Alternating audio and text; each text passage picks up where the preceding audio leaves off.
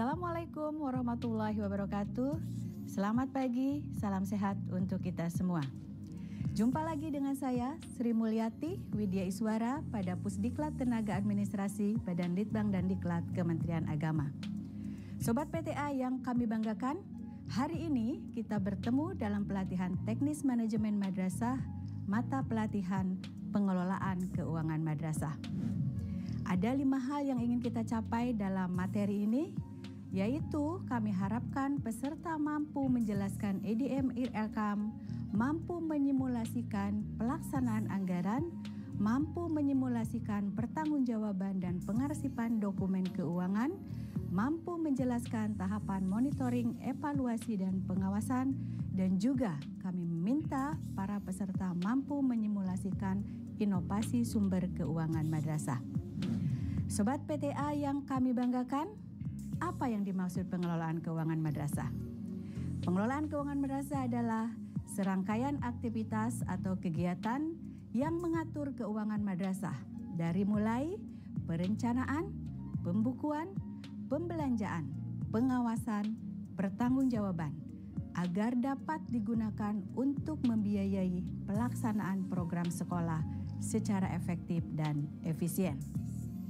Dalam materi ini terdapat 5 submateri, yaitu perencanaan, pelaksanaan anggaran, pertanggungjawaban dan pengarsipan dokumen keuangan, monitoring evaluasi dan pengawasan, dan yang terakhir inovasi sumber keuangan madrasah. Sobat PTA yang kami banggakan, yang membungkus pedoman atau dasar hukum mata pelatihan pengelolaan keuangan madrasah ini sebenarnya banyak sekali. Mulai dari undang-undang sampai dengan ke peraturan teknis. Saya akan highlight beberapa peraturan yang relate dengan pengelolaan keuangan madrasah.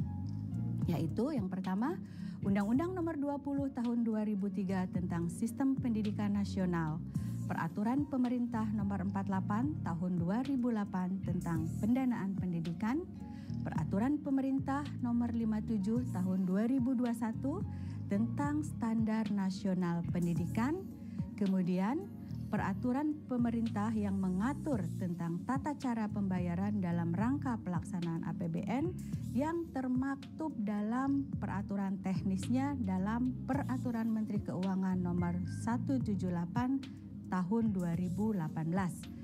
Yang ini merupakan penyempurnaan daripada PMK sebelumnya, yaitu PMK 190 tahun 2012. Kemudian yang terkait dengan standar biaya masukan yang setiap tahun kita tahu bersama Sobat PTA selalu berubah, dinamis sekali. Setiap tahun pasti ada pembaruan tentang standar biaya masukan ini. Untuk tahun 2024 kita berpedoman kepada Peraturan Menteri Keuangan Nomor 49 tahun 2023. Kemudian tentang pejabat perbendaharaan negara pada Kementerian Agama, kita berpedoman kepada PMA nomor 6 tahun 2020. Dan ini yang paling akhir adalah keputusan Dirjen Pendis nomor 13 tahun 2024 tentang petunjuk teknis pengelolaan bantuan operasional penyelenggaraan Raudatul Atfal dan juga bantuan operasional sekolah pada madrasah. Ya, Kepdirjen Pendis nomor 13 ini merupakan bagaimana tata kelola BOS dan juga BOP. Baik, Sobat PTA yang kami banggakan, terkait dengan perencanaan, kita berbicara Undang-Undang Nomor 20 Tahun 2003 tentang Sisdiknas, di mana di dalam undang-undang tersebut disampaikan bahwa pendidikan adalah usaha sadar dan terencana untuk mewujudkan suasana belajar dan proses pembelajaran agar peserta didik secara aktif mengembangkan potensi dirinya untuk memiliki kekuatan spiritual keagamaan, pengendalian diri, kepribadian, kecerdasan, akhlak mulia, serta keterampilan yang diperlukan dirinya, masyarakat, bangsa, dan negara. Di dalam Undang-Undang 20 2003 juga disebutkan bahwa pengelolaan satuan pendidikan anak usia dini itu ada pendidikan anak usia dini, pendidikan dasar, dan pendidikan menengah yang dilaksanakan berdasarkan standar pelayanan minimal dengan prinsip pengelolaan berbasis sekolah atau pengelolaan berbasis madrasah. Di Di dalam SNP tersebut kita tahu ada 8 standar nasional pendidikan seperti yang kita lihat di dalam slide ini.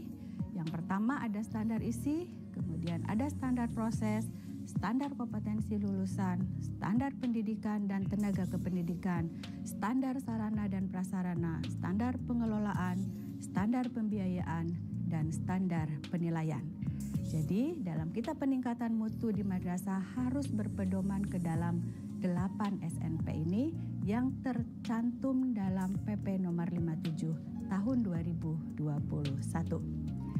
Baik, Sobat PTA yang kami banggakan, kita masuk ke dalam submateri yang pertama, perencanaan. Di dalam perencanaan kita akan berbicara proses EDM dan juga IRKAM dan juga bagaimana prosedur dan tahapan penyusunan IDM dan IRKAM. IDM atau evaluasi diri madrasah.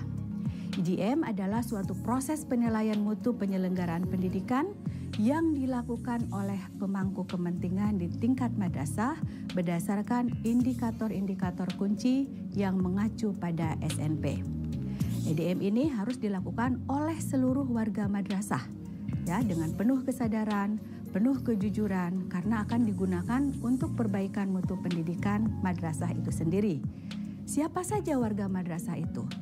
Warga madrasah adalah seluruh unsur yang terlibat di dalam pembelajaran, baik itu dari kepala madrasah, guru, tenaga kependidikan, komite madrasah, siswa, orang tua siswa, yang nantinya akan bersama-sama untuk bersedia memperbaiki kekurangan, mempertahankan dan meningkatkan keunggulan dalam mencapai visi dan misi madrasah. Baik, saya lanjutkan. Apa tujuan dari EDM? Pasti Bapak, Ibu, para Sobat PTA sudah banyak sumber yang sudah dibaca. Ya, saya akan mengulas kembali. Tujuan EDM adalah menilai kinerja madrasah berdasarkan standar pelayanan minimal dan SNP, memetakan kekuatan, kelemahan, peluang, dan tantangan madrasah, membantu menentukan prioritas program dan kegiatan yang sesuai dengan kebutuhan madrasah, dan menjadi acuan penyusunan rencana kerja madrasah, rencana dan kerja dan anggaran madrasah, dan juga secara jangka menengah akan menjadi acuan dalam penyusunan rensra madrasah. Ada tujuan, tentu kita juga ingin tahu manfaat daripada EDM. Ada beberapa butir manfaat dari EDM. Secara singkat, manfaat EDM ini ingin mengetahui bagaimana tingkat pencapaian kinerja atau peta mutu madrasah. Yang kemudian dari hasil evaluasi tersebut kita akan mendapatkan poin-poin dalam mempertimbangkan dalam menentukan kebijakan atau prioritas program mana yang harus dilakukan di tahun yang akan datang. Selanjutnya, prinsip penyusunan EDM. Dalam prinsip penyusunan EDM, kita harus berpedoman kepada 9 poin ini. 1. Kita harus punya integritas diri, objektif, ilmiah, partisipatif, transparan, akuntabel, terintegrasi. Dalam EDM ini, Sobat PTA akan terintegrasi juga dengan aplikasi Sispena, EMIS, Simpatika, AKMI, AKG, dan IRKAM. Kemudian, prinsip penyusunan EDM selanjutnya adalah dilakukan secara periodik dan berkelanjutan. Sobat PTA yang kami banggakan, siapa saja pelaksana EDM? EDM dilakukan oleh Tim Penjaminan Mutu Madrasah atau disingkat TPM. TPM ini diputuskan melalui surat keputusan kepala madrasah. Kriteria TPM itu apa saja? 1. Pasti yang menjadi anggota TPM harus memiliki integritas. Kedua, memahami konsep peningkatan dan pengembangan madrasah dan juga memiliki komitmen untuk meningkatkan dan mengembangkan madrasah. Keanggotaan TPM ini diatur di dalam Juknis nomor 13 tahun 2023 bahwa anggota TPM minimal 8 orang yang terdiri dari kepala madrasah, ada guru, ada tenaga kependidikan, ada perwakilan komite madrasah, perwakilan orang tua siswa selain komite madrasah, yayasan bagi pengelola madrasah swasta, dan juga perwakilan dari siswa. Kalau memang itu ada di jenjang madrasah sanawiyah atau di madrasah madrasah aliyah. Kemudian susunan keanggotaan TPM harus ada beberapa unsur ini. 1, penanggung jawab adalah kepala madrasah. Ketua dipilih salah satu wakil kepala madrasah. Kemudian untuk sekretaris bisa dipilih juga salah satu wakil dari kepala madrasah. Dan untuk anggota, jika jumlah sumber daya di madrasah mencukupi, maka anggota TPM dapat dibagi menjadi beberapa kelompok atau bidang penugasan sesuai dengan jumlah aspek yang akan kita telaah di dalam EDM. Sobat PTA yang saya banggakan, apa sih tugas pokok TPM madrasah? Tentu ya, karena untuk menjaga mutu madrasah, otomatis tugas pokok TPM madrasah adalah yang pertama melakukan EDM secara kontinu, secara berkelanjutan. Kemudian akan melaporkan hasil EDM itu sesuai dengan waktu yang sudah ditetapkan dan mengkoordinasikan pelaksanaan penjaminan mutu di tingkat madrasah. Kemudian dari TPM juga akan melakukan pembinaan, pembimbingan, pendampingan dan juga supervisi terhadap pelaku pendidikan di madrasah. Setelah itu, tim TPM akan melakukan pemetaan mutu pendidikan berdasarkan data mutu pendidikan di madrasah dan melakukan monitoring evaluasi bagaimana proses pelaksanaan pemutuhan mutu yang telah dilakukan. Tentu dari poin-poin yang tadi saya sampaikan, ujungnya atau akhirnya dari TPM ini dapat memberikan rekomendasi bagaimana strategi peningkatan mutu berdasarkan hasil monep kepada kepala madrasah. Baik, untuk 5 aspek budaya mutu, inilah yang nanti akan ada di dalam EDM. Yang pertama, kedisiplinan bagi warga madrasah.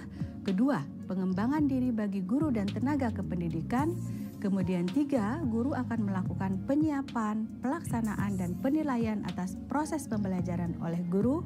Yang keempat, madrasah menyediakan sarana belajar untuk guru dan siswa. Dan yang kelima, madrasah melakukan pengelolaan anggaran yang transparan dan berorientasi pada peningkatan mutu madrasah. Ini kita bisa lihat bersama di dalam slide yang Bapak Ibu Sobat PTA lihat bahwa hubungan 5 aspek budaya mutu dan SNP ini ada keterkaitannya. Dari 5 poin yang tadi saya sampaikan, ada 5 aspek. Yang pertama, kedisiplinan bagi warga madrasah ini, jumlah indikator yang akan diukur di dalam EDM ada 7 indikator. Kemudian untuk yang poin 2, pengembangan diri bagi guru dan tenaga kependidikan, ada 4 indikator yang akan dinilai di dalam EDM. Yang ketiga, guru melakukan penyiapan, pelaksanaan, dan penilaian atas proses pembelajaran, ada 7 poin yang akan dinilai di dalam EDM. Yang berikutnya, madrasah menyediakan sarana belajar untuk guru dan siswa sebanyak 5 indikator. Dan yang terakhir, madrasah melakukan pengelolaan anggaran yang transparan dan berorientasi pada peningkatan mutu, terdapat 3 indikator. Nanti silakan Sobat PTA bisa membuka lagi bagaimana aspek-aspek ini yang saling berkaitan antara indikator-indikator di dalamnya. Baik Sobat PTA, seperti yang tadi saya sampaikan bahwa di dalam EDM ini terintegrasi dengan beberapa aplikasi supporting ya, yaitu EMIS, kemudian ada AKMI, ada AKG, ada Sispena dan juga yang akhirnya nanti adalah di RKM. Di RKM adalah bagaimana nanti madrasah menyusun rencana kerja dan anggarannya melalui aplikasi yang sudah dibangun oleh Dirjen Pendis. Baik, Sobat PTA yang saya banggakan, kini kita akan melihat bagaimana siklus daripada pelaksanaan perencanaan dan penganggaran. Karena kita berbicara pengelolaan, kalau berbicara pengelolaan kita memang berbicara semuanya, ya. Bagaimana seorang manajer itu harus punya peran dari mulai perencanaan sampai dengan nanti evaluasi. Nah, siklus pelaksanaan perencanaan dan penganggaran itu sendiri kita bisa lihat dari mulai penyusunan rencana program dan kegiatan, kemudian penetapan program kegiatan, kemudian ada pelaksanaan program kegiatan, dan yang terakhir siklusnya adalah evaluasi pelaksanaan program kegiatan. Evaluasi ini bisa dilakukan akhir tahun di tahun yang bersangkutan atau nanti awal tahun di tahun yang akan datang. Baik Sobat PTA, kita juga harus tahu bagaimana posisi IDM dalam skema perencanaan madrasah. Nah, dari tabel atau diagram atau slide yang saya sampaikan ini, ternyata IDM itu merupakan yang pertama ya dalam bagaimana kita menyusun perencanaan kegiatan dan juga anggaran di madrasah. Jadi dari IDM ini nanti akan muncul yang namanya rencana kerja menengah ya, rencana kerja jangka menengah untuk madrasah itu sendiri, dan nanti dari rencana kerja menengah madrasah akan dijabarkan ke dalam rencana kerja tahunan atau rencana kegiatan dan anggaran madrasah yang nantinya akan dijabarkan ke dalam angka-angka yang kita sebut dengan rencana kerja anggaran kementerian lembaga khusus untuk madrasah. Baik, Sobat PTA yang saya banggakan, jadi seperti kita ketahui bersama, tadi sudah disampaikan pada saat payung hukum, dasar hukum, bahwa madrasah di Kementerian Agama ini mendapat support pembiayaan dari BOS, dan juga untuk Raudatul Atfalnya mendapat support pembiayaan juga dari BOP. Nah, tujuannya apa? Harus ada BOS dan harus ada BOP. Tujuannya tentu BOP dan BOS ini diharapkan mampu menjadi salah satu input penting ya untuk pemenuhan SNP dalam rangka peningkatan mutu pembelajaran siswa. Jadi tujuan kita sama, yaitu mutu. Kemudian pendekatannya seperti apa?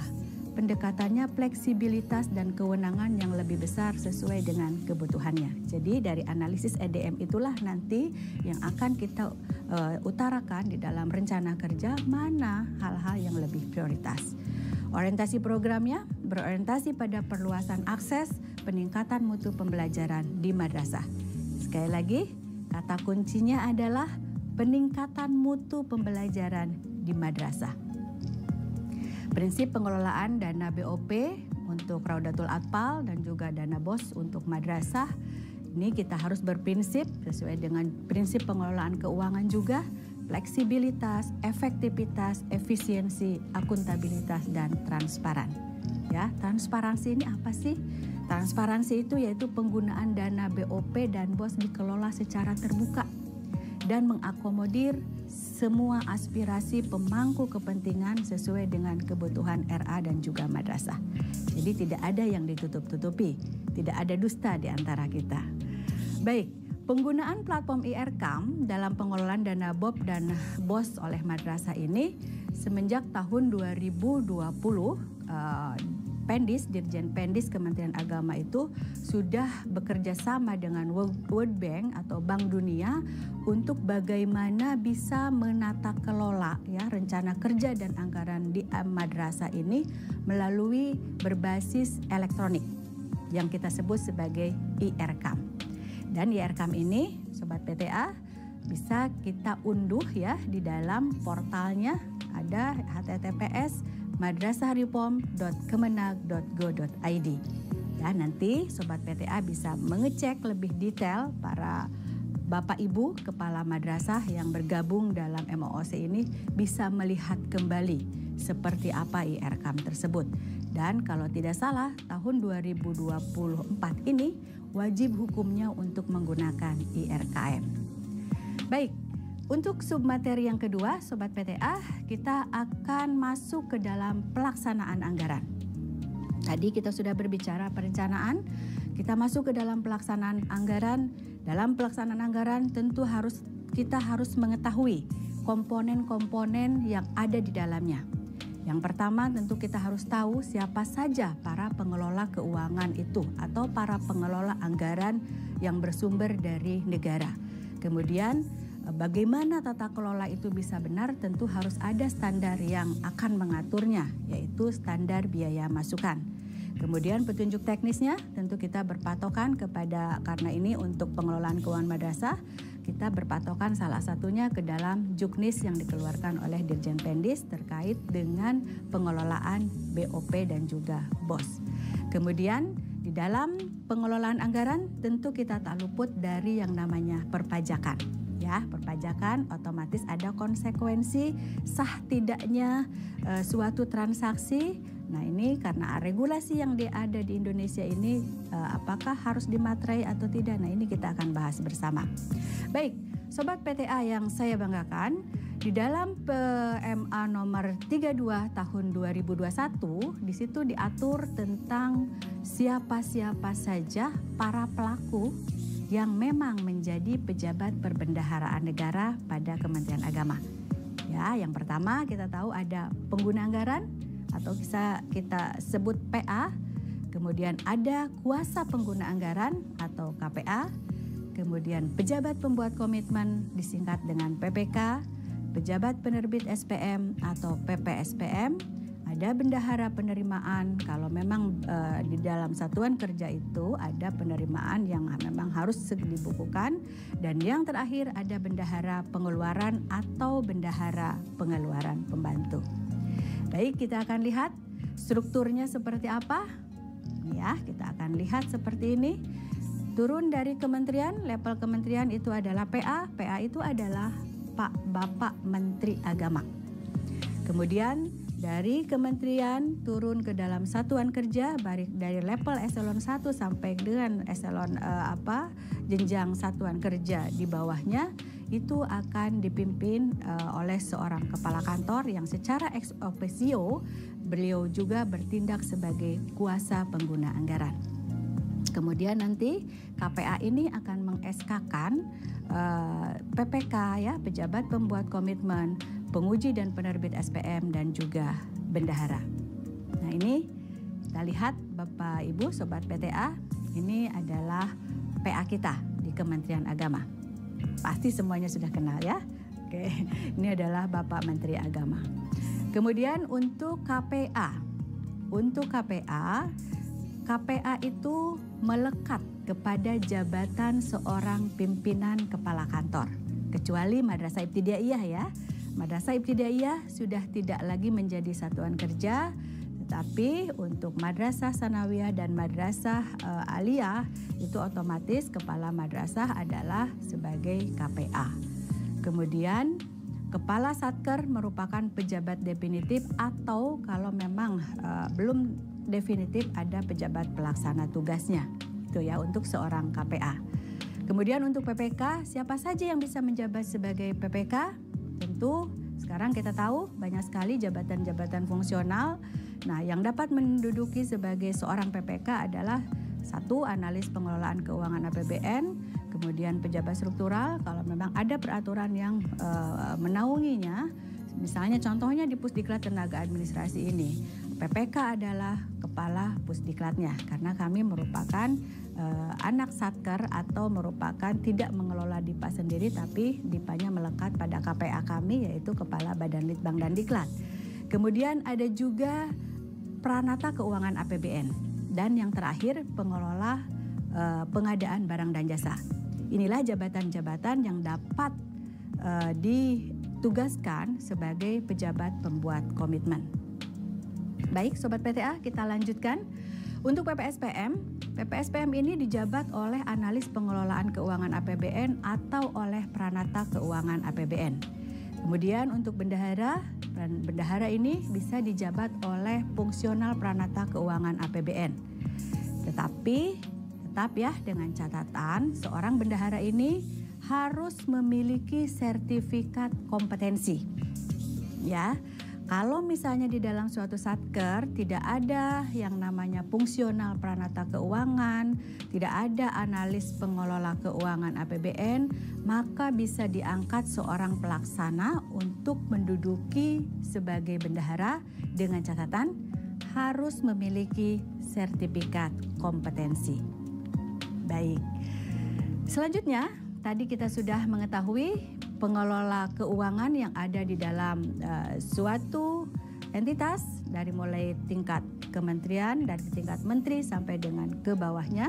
Sekarang kita akan melihat bagaimana kita menyusun rencana kerja dan anggaran, tentu harus ada sandaran hukum yang kita gunakan. Dalam hal ini tentu dalam komponen-komponen kegiatan akan diterjemahkan ke dalam anggaran, kita harus berpatokan kepada standar biaya masukan. Ya, atau kita ada sebut standar biaya masukan, standar biaya keluaran. Jadi standar biaya ini adalah satuan biaya yang ditetapkan sebagai acuan penghitungan kebutuhan anggaran dalam penyusunan rencana kerja dan anggaran untuk tahun yang direncanakan. Bisa berupa standar biaya masukan. Nah, standar biaya masukan ini merupakan harga satuan, bisa berbentuk tarif, bisa juga indeks yang digunakan untuk menyusun biaya komponen kegiatan. Ya, kemudian yang kedua ada standar biaya keluaran. Standar biaya keluaran ini yaitu besaran biaya yang dibutuhkan untuk menghasilkan sebuah keluaran kegiatan yang merupakan akumulasi biaya komponen kegiatan. Nah, ini ada catatan nih ya. Harga satuan itu apa sih? Harga satuan adalah nilai suatu barang yang ditentukan pada waktu tertentu untuk penghitungan biaya komponen masukan kegiatan. Tarif adalah nilai suatu jasa yang ditentukan pada waktu tertentu untuk penghitungan biaya komponen masukan kegiatan. Indeks biaya masukan adalah satuan biaya yang merupakan gabungan beberapa barang dan jasa untuk penghitungan biaya komponen masukan kegiatan. Kemudian kita akan lihat bersama ya fungsi daripada standar biaya masukan. Di dalam perencanaan kegiatan tadi saya sampaikan harus berpedoman kepada standar biaya. Salah satunya adalah standar biaya masukan. Di dalam standar biaya masukan ini ada dua lampiran. Lampiran 1 kalau kita lihat Peraturan Menteri Keuangan 49/2023 tentang SBM itu ada yang namanya batas tertinggi. Ya, contohnya adalah untuk honorarium gitu ya. Kemudian ada yang merupakan lampiran 2 merupakan estimasi. Contohnya kalau Bapak Ibu melaksanakan perjalanan dinas, membeli konsumsi rapat, nah itu adalah ada lampiran 2 di dalam SBM yang merupakan estimasi. Yang namanya estimasi adalah perkiraan. Jadi bisa sesuai dengan apa yang dituliskan di dalam SBM tersebut, bisa di bawah atau bisa malah lebih tinggi. Ya, sesuai dengan keadaan yang sebenarnya atau at cost. Baik, Sobat PTA yang saya banggakan, kami harapkan Sobat PTA dapat mempedomani tentang Juknis, BOS, dan BOP ini karena seperti halnya SBM, Juknis, BOS, dan BOP ini setiap tahun juga selalu dinamis.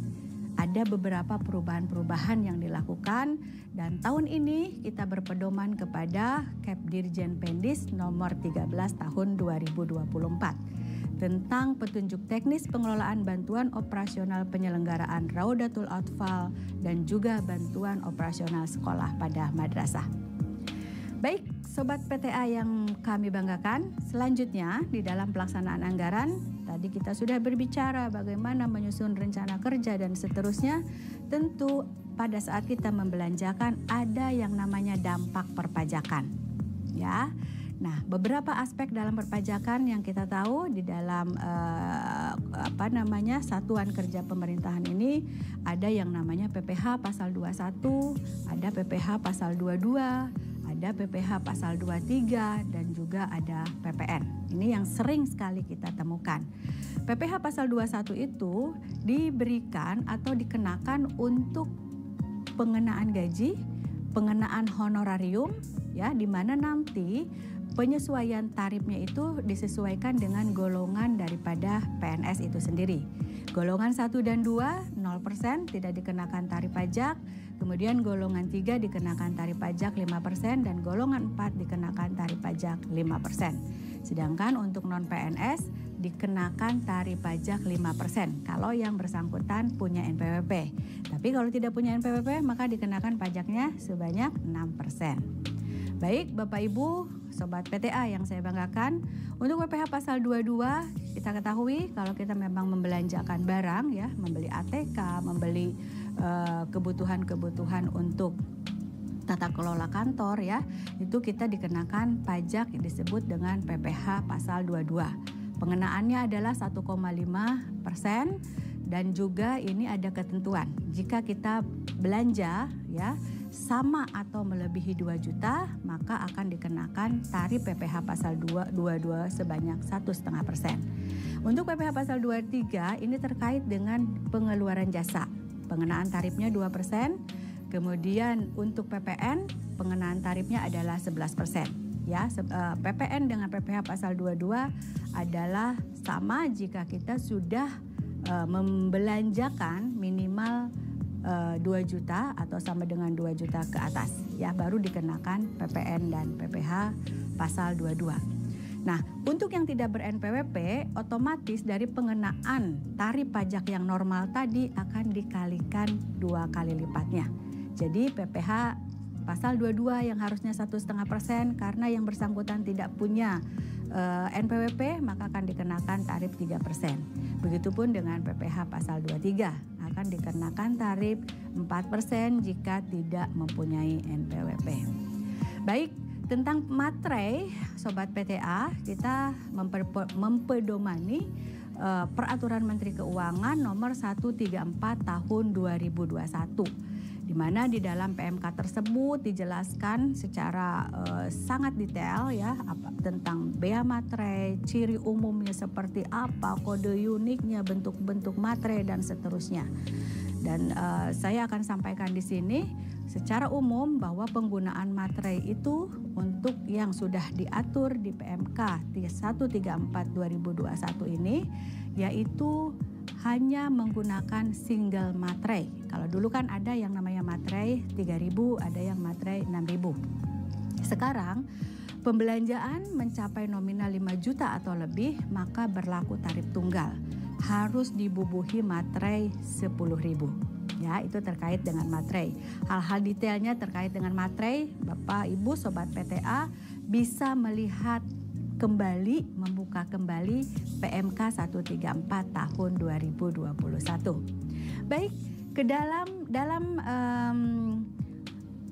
submateri yang ketiga, kita akan berbicara pertanggungjawaban dan juga pengarsipan dokumen keuangan. Ada 2 hal yang akan kita telaah di sini, yaitu laporan pertanggungjawaban dan juga arsip dokumen keuangan. Kita tahu Bapak Ibu Sobat PTA, pada saat bendahara sudah melakukan pembukuan, ya, sudah PPK mengeluarkan pengeluaran anggaran, kemudian harus dibukukan oleh bendahara, maka perlu yang namanya pemeriksaan, ya, pemeriksaan kas dan rekonsiliasi internal, di mana ini dilakukan secara berjenjang. Baik, nah ini sekarang dengan sistem yang sudah terkomputerize, sudah ada sistem khusus, ya, kita tahu ada Sakti, maka di situ dari mulai perencanaan sampai juga pelaporan LPJ bendahara juga dibuat di dalam Sakti. Dan di dalam LPJ bendahara ini Bapak Ibu Sobat PTA harus menyajikan 1, keadaan pembukuan, keadaan kas, selisih kas, rekonsiliasi internal dan juga penjelasan atas selisih jika memang ada. Kemudian yang keempat, materi kita adalah monitoring, evaluasi dan pengawasan. Di dalam pengawasan kita tahu ada internal dan eksternal. Siapa saja pengawas internal kita? Ada, ya, di Kementerian Agama. Kalau di perguruan tinggi ada yang namanya Satuan Pengawas Internal, SPI. Nah, secara umum di Kementerian Agama itu ada Inspektur Jenderal atau Inspektorat Jenderal. Ya, ada Inspektorat Jenderal yang setiap berkala secara periodik mungkin akan memberikan pembinaan, memberikan pengawasan atau kita biasa sebut dengan audit. Tapi audit ini karena satuan kerja di Kementerian Agama ini jumlahnya sangat banyak, mungkin di satuan kerja Bapak Ibu tidak tiap tahun diperiksa, tetapi itu diambil secara random oleh Inspektorat Jenderal. Nah, kemudian untuk pengawas eksternal itu ada BPKP, ada juga BPK. Nah, biasanya untuk yang Inspektorat Jenderal itu ada beberapa kategori pemeriksaan, ya. Biasanya 1 ada audit kinerja yang memang melihat bagaimana kinerja kita di satuan kerja. Kemudian ada pemeriksaan terkait keuangan dan juga ada yang terakhir nih Bapak dan Ibu Sobat PTA, yaitu pemeriksaan dengan tujuan tertentu. Nah, ini semoga kita terhindar dari pemeriksaan dengan tujuan tertentu karena ini ditujukan untuk memeriksa hal-hal lain di luar dari bidang keuangan dan lebih cenderung ke investigatif. Baik, implementasi kebijakan pemeriksaan ini kita tahu pemeriksaan keuangan, pemeriksaan kinerja, pemeriksaan dengan tujuan tertentu. Kemudian kalau pemantauan, ada pemantauan atas tindak lanjut pada saat setelah selesai pemeriksaan. Kemudian ada yang namanya pemantauan atas penyelesaian kerugian negara, atau kita sering disebutnya dengan pengembalian gitu ya. Kita membuka suatu form yang disebut dengan SSBP itu. Kemudian yang terakhir, Bapak Ibu, dalam materi pengelolaan keuangan madrasah, kita akan sedikit mengulas tentang inovasi sumber keuangan madrasah. Inovasi sumber keuangan madrasah, kalau kita berbicara kan sudah ada sumber keuangan madrasah dari BOS, dari BOP. Itu kayaknya nggak cukup Bapak Ibu ya, Sobat PTA, sehingga perlu adanya strategi pemetaan potensi sumber keuangan madrasah dan juga pemetaan potensi sumber keuangan madrasah itu sendiri. Nah, kita tahu sumber keuangan madrasah ini ada dari berbagai macam sumber.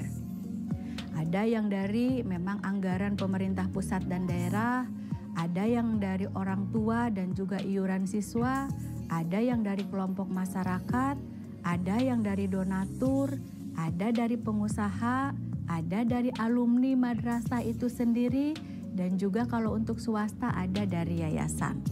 Jadi banyak sekali ya Sobat PTA sumber keuangan dan pembiayaan madrasah. Kemudian bagaimana strategi kita dalam memetakan potensi sumber keuangan madrasah? Secara internal di dalam madrasahnya itu sendiri, tentu yang pertama yang mungkin bisa kita lakukan adalah melakukan penghematan belanja pendidikan. Ya, jika dimungkinkan kita gunakanlah uang yang ada, anggaran yang tersedia itu untuk memang digunakan seefektif dan seefisien mungkin.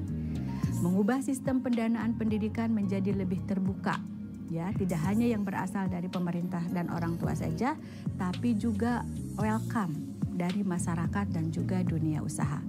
Kemudian mungkin ada perubahan sistem pada subsidi pemerintahan.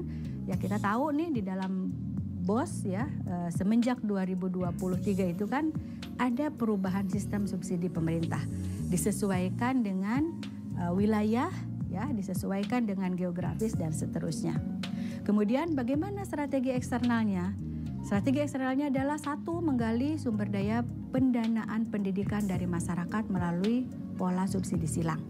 Ya, antara kelompok masyarakat yang kaya terhadap masyarakat yang kurang mampu, dan ini sudah banyak dilakukan oleh sekolah atau madrasah swasta.